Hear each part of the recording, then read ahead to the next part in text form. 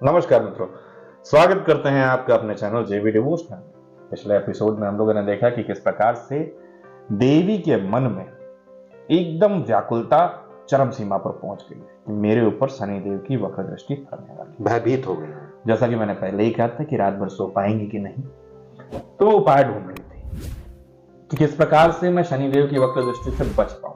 तो उनको वही उपाय याद आया जिस उपाय से वो सूर्यदेव के तेज से बच पाई थी, कि किसी भी प्रकार से अपना एक क्लोन तैयार करते हैं, फिर से देवी छाया को उत्पन्न करते हैं और इस बार देवी छाया को ढाल बना के इस्तेमाल करेंगे, यानी कि जो शनिदेव की वक्र दृष्टि है।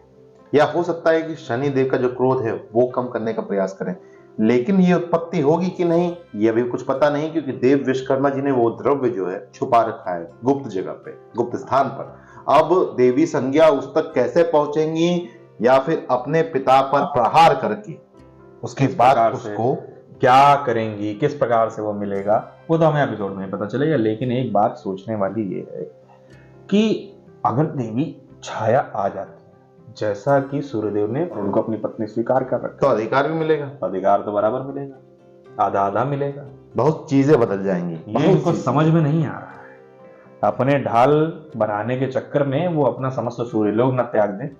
चलिए फिलहाल बिना विलंब भय के कारण कभी कभी बुद्धि जो है भ्रष्ट हो जाती है, मंद हो जाती है। तो चलिए शुरू करते हैं एपिसोड 134 पार्ट 2।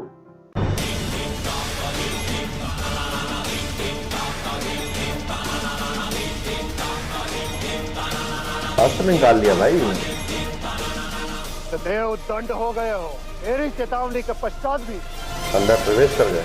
सूर्य लोक में पैर रखने का दुस्साहस किया तुमने। मुझे देवलोक या सूर्यलोक में विहार करने में कोई रुचि नहीं है सूर्यदेव, और ना ही मैं एक देव पुत्र के अधिकार से यहाँ प्रवेश किया।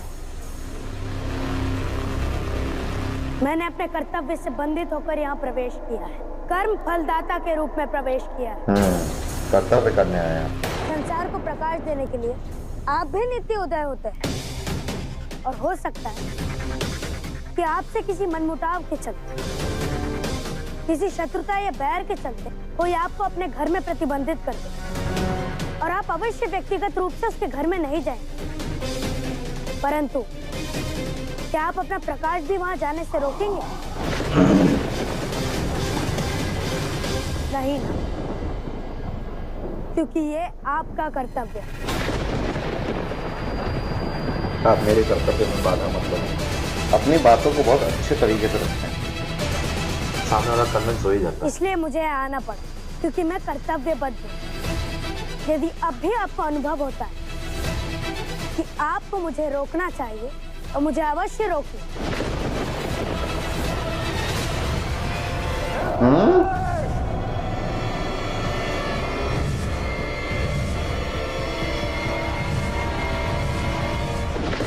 अरे तो आल्ट बालाजी की तरह किया।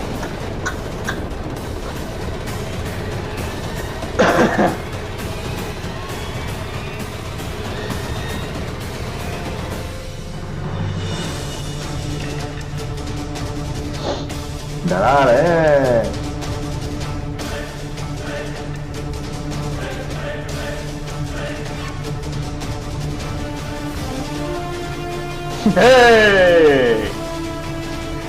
Heroic entry. मुझे डर दिखा नहीं।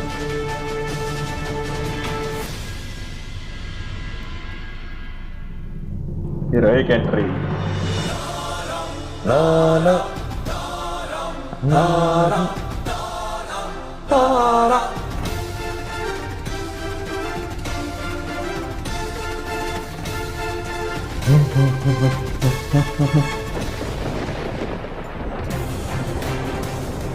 सारे ढूंढ के मानेंगे। जितना प्रयास करना है कर लो। पुरस मैंने कहा रखा है कि विषय भी या मैं जानता हूं, या त्रिदेव या फिर इंद्रदेव। राज इंद्र। अरे भाई वो ले आए भाई। मैं लाता हूं। यानी कि होगा देवी छाया आएंगे।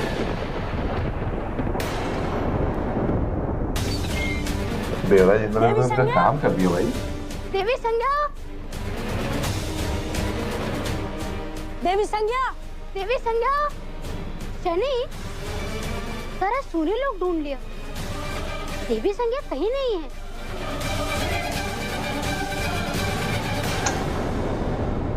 यहाँ नहीं तो कहाँ होगी देवी संज्ञा? शनि, यमी, मैं जानती हूँ माता कहाँ है।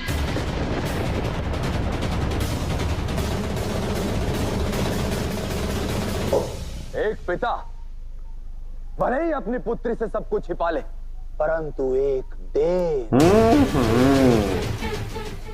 देव को देवराज से कुछ भी छिपाने का अधिकार नहीं है।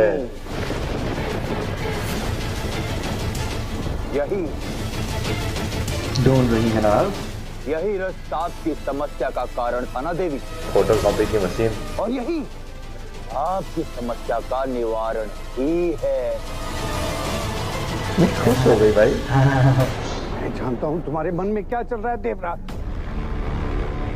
ऐसा मत करो, ये रथ मुझे लौटा दो। अपने अधिकारों की सीमा मत लागो वृद्ध वैज्ञानिक। देवराज इंद्र को कोई नहीं बता सकता कि उसे क्या करना है। देवी, मैं आपको ये रस देने को सज्ज हूं देवी। मांगेंगे जरूर कुछ ना कुछ, ऐसे कहा। परंतु बदले में क्या आप मुझे वो देने का वचन देती जो मुझे चाहिए? बस बस मैं वचन देती हूँ। बिना सोचे वचन नहीं।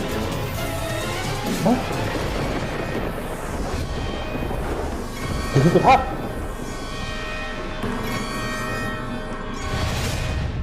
ओह, हमें कोई नया कैरेक्टर आ गया क्या? ओहो, फिर से सज हो गई। हद हो गई भाई, हद ही हो गई। निश्चिंत रहिए देवी, मैं देव विश्वकर्मा की शक्ति को जानता और उनकी शक्ति की सीमा को भी। प्राण प्रतिष्ठा रथ की शीशी लुप्त हुई है, नष्ट नहीं।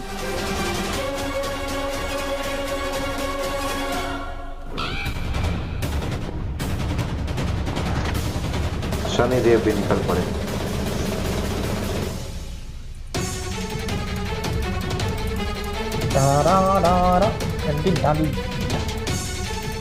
देवराज इंद्र को क्या प्राण चाहिए भाई? प्रतिष्ठा रस कहीं नहीं मिल रहा है।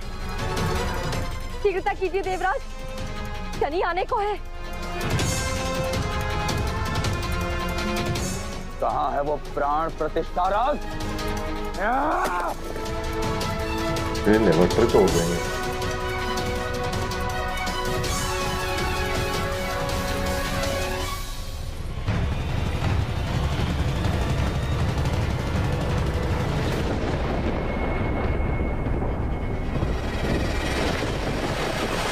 देख लिए देख लिए देख लिए। रश्मि,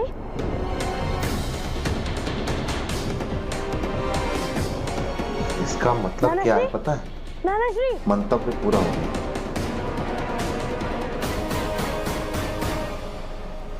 क्योंकि है नहीं, लत हो रहा है।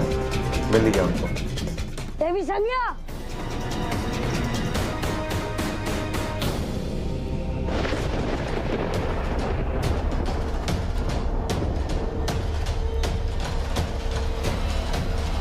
छुपी हुई है भाई।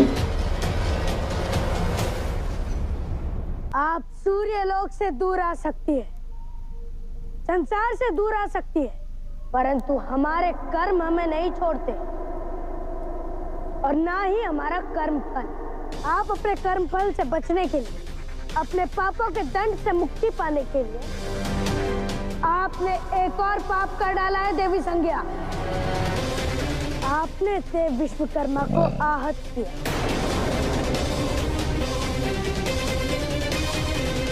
अब दृष्टि झुकाने से कोई लाभ नहीं। मेरी ओर देखिए और अपना कर्म फल पाने को सज्ज हो जाइए। मेरी देवी संज्ञा ही है। मेरी ओर देखिए देवी संज्ञा। सस्पेंस तो ऐसे ही बना रहे हैं। हाँ देवी छाया भाई।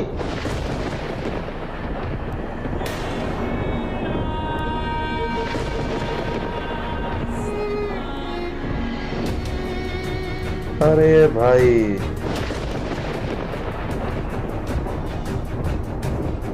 माता,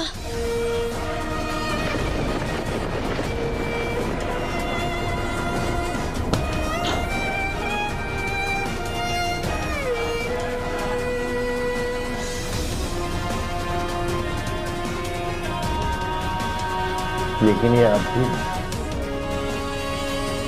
देवी छाया के प्रतिरूप में रहेंगे या देवी संज्ञा के? पिछली बार तो मत सोचिए।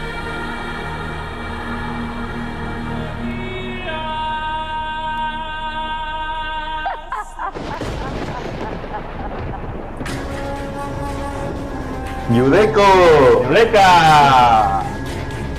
एक्सपेरिमेंट कामयाब हो गया मेरा। ऐसा लगा जैसे द्रव इन्होंने ही बनाया है।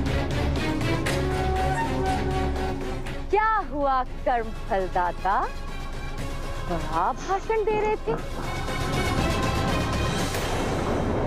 रुक क्यों गए?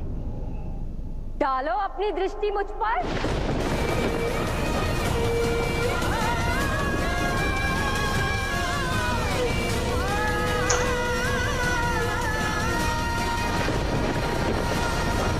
बेचारे अभी तो विरक्ति का पाठ सीख कर और सिखा करके आ रहे हैं राजा हरिश्चंद्र को कि किस प्रकार से कर्म सबसे सर्वोपरि ऊपर है। अब यहां पर जिस प्रकार की दुविधा उनके ऊपर आई है, मुझे एक चीज समझ में नहीं आ रहा है कि वक्र दृष्टि अगर देवी संज्ञा पे डाली जाएगी तो देवी छाया पे भी उसका क्या असर प्रभाव पड़ेगा। ऐसा सोचा जा रहा है देवी संज्ञा द्वारा।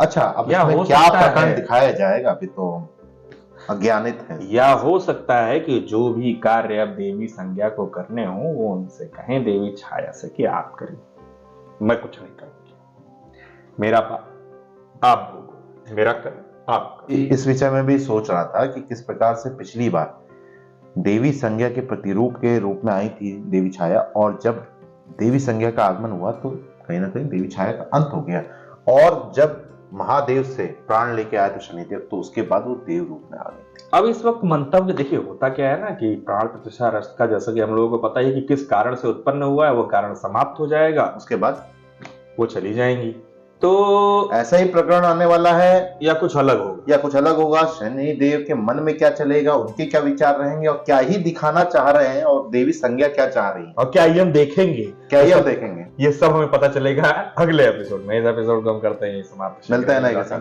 नए के साथ, तब तक के लिए राधे राधे।